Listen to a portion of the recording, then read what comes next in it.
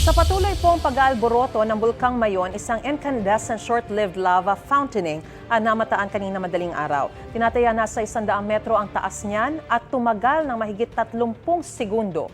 Ayon sa PHIVOLS, patuloy pa rin naitatala ang pagbuga ng lava dome at lava flow sa Bulkang Mayon. Umabot naman sa mahigit 6 na po ang naitalang pagdaloy ng uson o pyroclastic density current, habang mahigit 200 naman ang naitalang rockfall events. Kita pa rin ang banaag o crater glow sa bulkan na kasalukuyan nasa alert level 3. Dahil dyan, naghahanda ng lumikas sa mga nakatira sa extended danger zone. Pinaghahandaan na rin ang posibleng pagtaas ng alert level 4 sa Bulkang Mayon. May unang balita si Ian Cruz.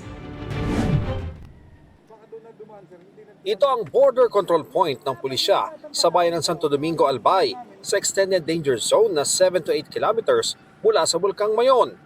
Naglatag ng checkpoint para mabilis masabihan at maialis ang mga nakatira rito sakaling iakyat sa alert level 4 ang status ng Bulkang Mayon.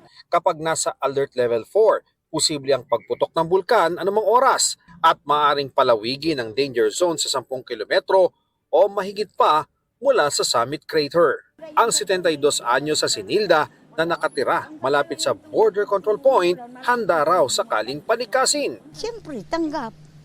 Nakakatakot naman yan. Maraming namatay na sa Mayon na yun. Oh, siyempre, aalis kami. Nag-abiso ang PHIVOLS na mula 10 oras ng gabi ng Sabado, tumaas pa ang seismic energy ng Bulkang Mayon. Sabi ni PHIVOLS Director Teresito Bacolcol, posibleng may episode daw ng magma recharge ang Mayon. Bagamat tumigil na ang naobserbahang pagtaas ng seismic energy, posible pa rin na magdulot ito ng pagpapatuloy ng eruptive activity ng bulkan, gaya ng madalas na rock falls at pagdaloy ng uson.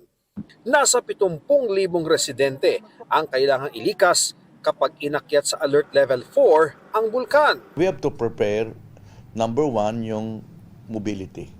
So we need trucks or any form of vehicle na pwede sa maramihan or sa mga pamilya.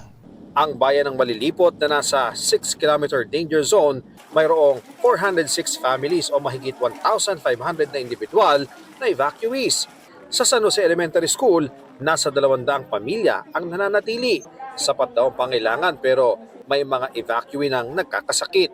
Ang 3 taong gulang na si Nino, nilalagnat at sinisipon, kaya nagpa-check up na sa clinic ng evacuation center. Sa siguro po sa ulan, naaambunan kasi lumalabas.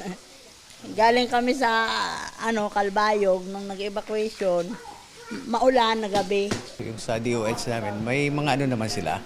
Naglalagay sila ng rooms dapat na medyo dapat hindi makahalo dun sa mga karamihan ng mga bata. Dapat Oo. Ina-isolate sila? Oo. May pagkakataong nawala ng kuryente sa evacuation center. Mainit kasi siyempre maraming evacuate. Kaya mainit yung kuryente lang talaga ang problema dito. May mga bata pag mainit nag-iiyakan sila. May inaayos sa Tent City sa bakanting lote sa San Jose para hindi na sana gamitin ng mga evacuee ang paaralan. Wala kaming trabaho ngayon, binigyan kaming trabaho. Kahit paano madagdagan yung income, magkakatulong pa kami sa mga ibang evacuees na malilipat dito. Pero sabi ng alkalde ng Malilipot, dahil sa banta ng LPA, baka hindi pa nila palipatan ang mga tent kahit mabuo na ito. Ito ang unang balita. Ian Cruz para sa GMA Integrated News.